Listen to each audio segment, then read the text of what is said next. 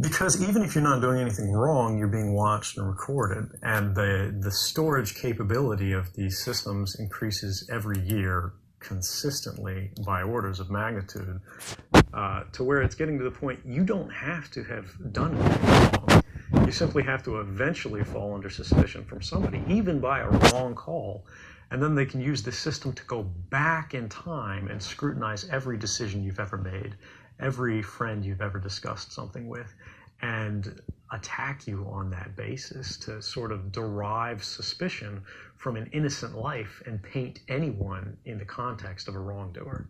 Took a flight, he was told he was banned from flying because he's on the list of untrustworthy people. Leo is a journalist who was ordered by a court to apologize for a series of tweets he wrote, and was then told his apology was insincere. I can't buy property. My child can't go to private school, he says. You feel you're being controlled by the list all the time. As every Chinese citizen is being assigned a social credit score, a fluctuating rating based on a range of behaviors. It's believed that community service and buying Chinese-made products can raise your score. Fraud, tax evasion, and smoking in non-smoking areas can drop it. If a score gets too low, a person can be banned from buying plane and train tickets, real estate, cars, and even high-speed internet. Anyway, the first episode of the third series released late last year was called Nosedive. Here's the episode summary from TV.com. In the near future, society exists as an intricate system where people rate each other on everything. If your rating drops too low, then so does your life. Now, you may think that's posts and tweets. But in Nosedive, the rating system is ratcheted up to include every interaction you have in your life. For example, simply saying hello to someone in the street. If your hello is not enthusiastic enough, you might get a lower rating than you would like. Say something unpopular, then you're immediately downrated. Sounds like Twitter, doesn't it? Even simply buying a coffee, you rate the barista for his service, and he rates you back for the way you interact with him. All of these day-to-day interactions are rated and go into your overall rating, which then affects everything from your ability to rent an apartment and hire a car to whether you get invited to a wedding.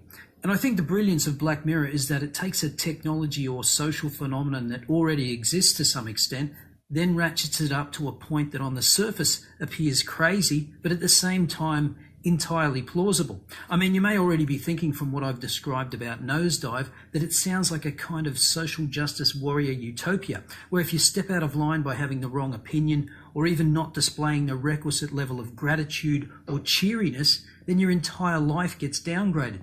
And so the obvious conclusion for anyone that wants to get ahead in this world is to practice self-censorship by not saying anything even remotely controversial or negative and faking your way through life. There's a scene early in the episode where the female protagonist practices fake laughing in the mirror before she goes out and fakes her way through the day.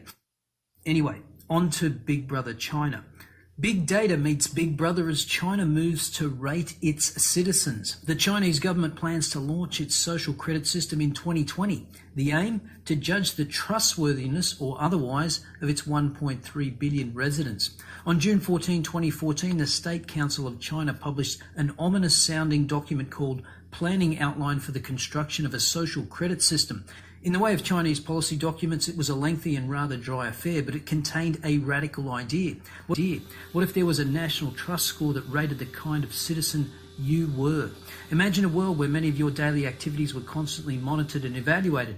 What you buy at the shops and online, where you are at any given time, who your friends are and how you interact with them, how many hours you spend watching content or playing video games, and what bills and taxes you pay or not. It's not hard to picture because most of that already happens thanks to all those data collecting behemoths like Google, Facebook and Instagram, or health tracking apps such as Fitbit. But now imagine a system where all these behaviours are rated as either positive or negative and distilled into a single number according to rules set by the government. That system is central to dealing with complexity, as it offers us a very abstract model and a solid basis on which to structure our reasoning about complex social systems. In this video, we'll be taking a very high-level view of what we mean by this term social system, and then we'll be digging further into each aspect of it in coming videos. So we'll be outlining our basic model as consisting of social actors, called agents, and a set of relations between them. We'll talk about the idea of social agency and the different types of relations between these agents. Finally, we'll talk about side. Now we have a social system because the individuals are interrelated and interdependent in affecting a joint outcome. All individuals are arranged in a particular fashion or occupy a particular state in order to perform a collective function. As such, the individuals are interdependent. And this is the same for all social systems, such as a corporation, that has well-defined roles and relations between those roles through related responsibilities for their actions. Agency is then not just the property of an individual, but collections of individuals can have agency. That is to say, the individuals fulfilling those roles are then empowered with